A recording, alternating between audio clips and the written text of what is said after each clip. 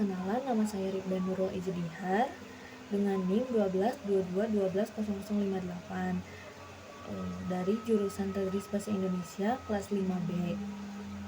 Adanya video ini untuk memenuhi tugas ujian akhir semester mata kuliah pragmatik yang diampu oleh Bapak Ruli Agung Yudiantara.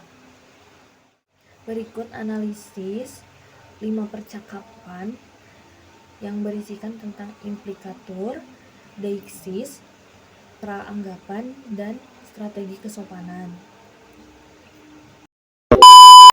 Percakapan 1. Implikatur. Ribda mengungkapkan terima kasih.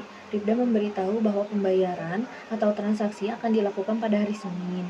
Ini menyarankan bahwa ada kesepakatan sebelumnya mengenai hal ini. Salsa menyetujui atau menerima informasi yang disampaikan oleh Ribda yang menunjukkan kesepakatan atas waktu pembayaran yang disepakati. Kemudian ada deiksis. Kata entar merujuk pada waktu yang akan datang, dan case-nya mengacu pada sesuatu yang telah disepakati sebelumnya antara Ribda dan Salsa. Sedangkan kata Senin adalah kata deiksis waktu, yang merujuk pada hari yang spesifik, yaitu hari Senin. Ini bergantung pada konteks percakapan dan kapan kalimat ini diucapkan. Kemudian ada peranggapan. Ribda mengasumsikan bahwa Salsa sudah tahu mengenai kesepakatan pembayaran dan pembayaran tersebut memang akan dilakukan pada hari Senin. Salsa mengasumsikan bahwa ia setuju dengan apa yang telah disampaikan Ribda mengenai waktu pembayaran.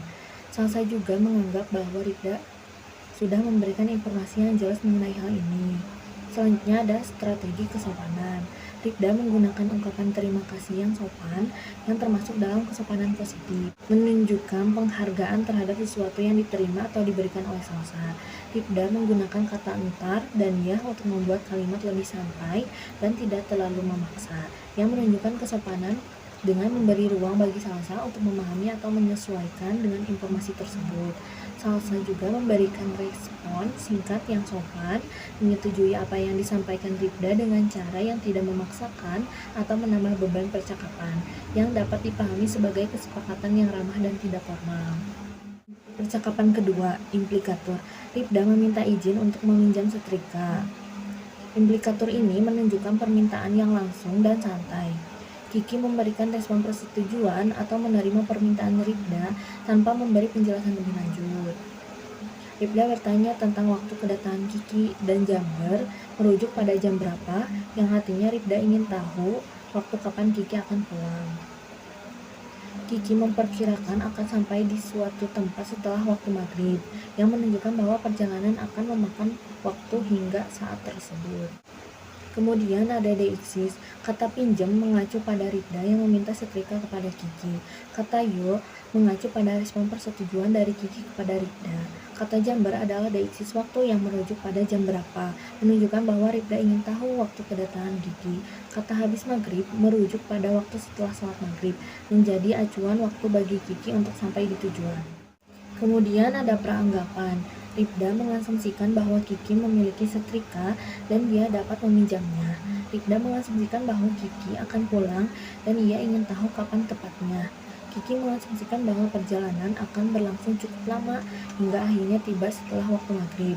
Selanjutnya ada strategi kesopanan.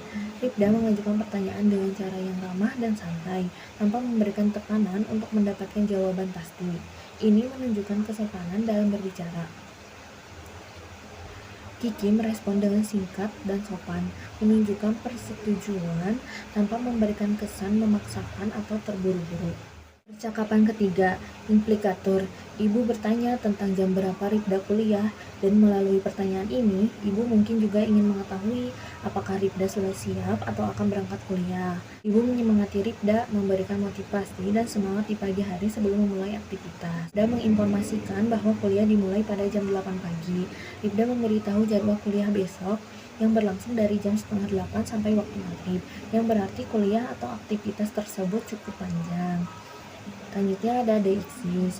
Kata teh merujuk pada Ribda dalam konteks percakapan ini.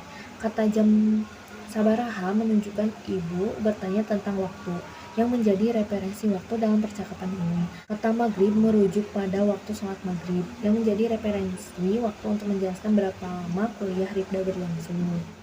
Selanjutnya praanggapan. Ibu mengasumsikan bahwa Rifda memiliki jadwal kuliah pada waktu tertentu dan ingin memastikan waktu tersebut. Ibu mengasumsikan bahwa Rifda akan memulai aktivitasnya di pagi hari dan memberi dukungan moral untuk memulai hari dengan semangat. Selanjutnya ada strategi kesopanan.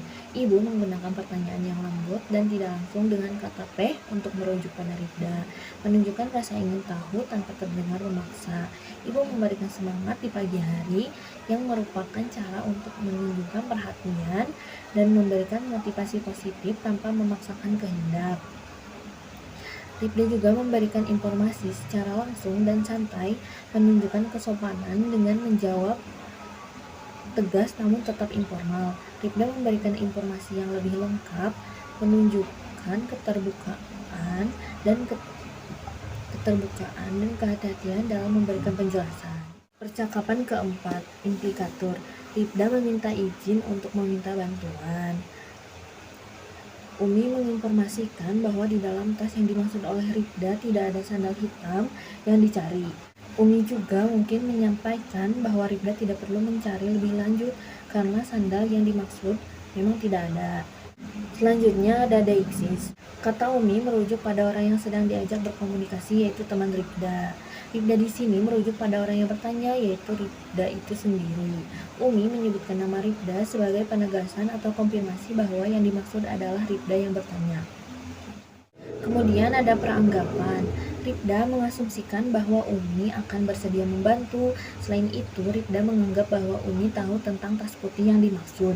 Umi mengasumsikan bahwa Rifda tahu apa yang dia cari dan sudah memberikan penjelasan yang cukup. Umi juga menganggap bahwa Rifda ingin memastikan apakah sandal yang dimaksud ada atau tidak di dalam tas. Selanjutnya ada strategi kesopanan. Rifda menggunakan permintaan yang sopan dengan kata boleh sebelum meminta bantuan. Ini menunjukkan sikap hormat dan tidak memaksakan kehendaknya pada Umi. Umi memberikan jawaban tetapi tetap sopan tanpa menyebutkan alasan mengapa sandal itu tidak ada, yang mungkin menghindari perasaan kecewa atau cemas dari Rifda. Umi menghindari kalimat yang dapat terdengar terlalu kasar atau tidak menghargai permintaan Rifda. Percakapan kelima, implikatur. Mahasiswi ingin mengetahui waktu yang tepat untuk menemui dosen, sedangkan dosen memberitahukan bahwa ia akan berada di Kalimantan dan tidak dapat bertemu pada hari yang dimaksudkan oleh mahasiswi, tetapi akan kembali pada hari Jumat pagi.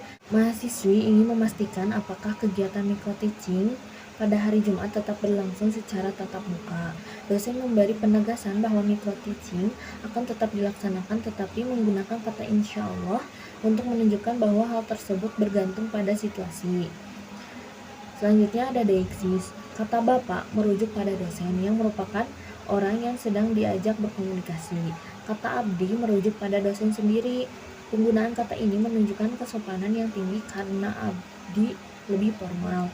Besok merujuk pada hari setelah komunikasi ini, yang artinya mahasiswi ingin bertemu dengan dosen pada hari berikutnya. Jumat merujuk pada hari Jumat, yang menunjukkan waktu di mana dosen akan kembali dan pertemuan dapat dilakukan. Selanjutnya ada peranggapan. Mahasiswi menganggap bahwa bapak bersedia untuk ditemui pada hari berikutnya, sedangkan dosen menganggap mahasiswi sudah mengetahui tentang keberangkatannya ke Kalimantan dan menjelaskan bahwa ia akan kembali pada hari Jumat. Mahasiswi menganggap bahwa kegiatan micro-teaching pada hari Jumat sudah dijadwalkan dan ia hanya ingin memastikan apakah tetap dilaksanakan secara tatap muka. Dosen menganggap bahwa mahasiswi memahami bahwa kegiatan micro-teaching bergantung pada keadaan dan bisa berubah sesuai situasi. Yang terakhir ada strategi kesopanan. Mahasiswi menggunakan ucapan salam yang sopan dan formal untuk membuka percakapan, serta permintaan maaf yang menunjukkan rasa hormat dan perhatian terhadap waktu dosen. Penggunaan insya Allah menunjukkan sikap hati-hati dan rendah hati, mengingat ada kemungkinan situasi berubah, dan ini adalah bentuk kesopanan untuk tidak memberikan jaminan pasti. Penelitian ini bertujuan menganalisis penggunaan strategi kesopanan, deiksis, implikatur, dan peranggapan dalam percakapan sehari-hari untuk memahami bagaimana elemen pragmatik mempengaruhi komunikasi yang efektif dan hubungan sosial. Fokus penelitian adalah pada konteks komunikasi informal, keluarga, dan akademik dengan tujuan untuk menunjukkan pentingnya kesopanan dalam interaksi sosial. Sekian analisis yang dapat saya sampaikan. Selanjutnya ada kesimpulan dari analisis kelima percakapan. Percakapan Rifda dengan Salsa, Kiki, Ibu, Umi, dan dosen mencerminkan komunikasi yang menyesuaikan konteks dan hubungan. Dengan Salsa dan Kiki, Rifda menggunakan gaya santai informal, menunjukkan keakraban. Dalam percakapan dengan Ibu, Rifda menerima dukungan dan semangat, memperlihatkan hubungan keluarga yang penuh perhatian. Saat meminta bantuan Umi, Rifda bersikap sopan dan Umi merespon dengan jelas. Dalam komunikasi dengan dosen, mahasiswi menunjukkan kesopanan formal dan menghormati waktu. Sementara dosen menjawab dengan hati-hati dan fleksibilitas. Semua percakapan ini menonjolkan kesopanan yang sesuai dengan situasi dan hubungan antar individu.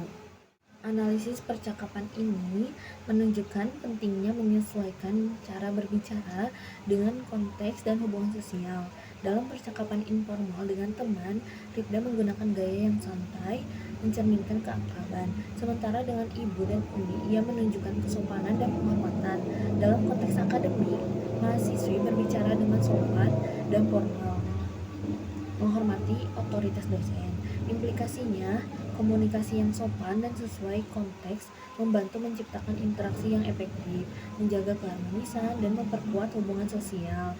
Kesopanan, baik formal maupun santai, menjadi kunci dalam membangun hubungan yang saling menghargai. Dari proyek ini, saya belajar betapa pentingnya elemen-elemen pragmatik seperti kesopanan, deiksis, implikatur, dan peranggapan dalam membentuk komunikasi yang efektif dan harmonis. Saya juga menyadari bahwa cara berbicara harus disesuaikan dengan konteks dan hubungan sosial, baik dalam percakapan informal, keluarga maupun akademik. Hal ini memperlihatkan bahwa kesopanan tidak hanya soal formalitas, tetapi juga membangun pemahaman dan saling menghargai antar individu dalam berbagai situasi. Sekian yang dapat saya sampaikan, kurang lebihnya mohon dimaafkan. Wassalamualaikum warahmatullahi wabarakatuh.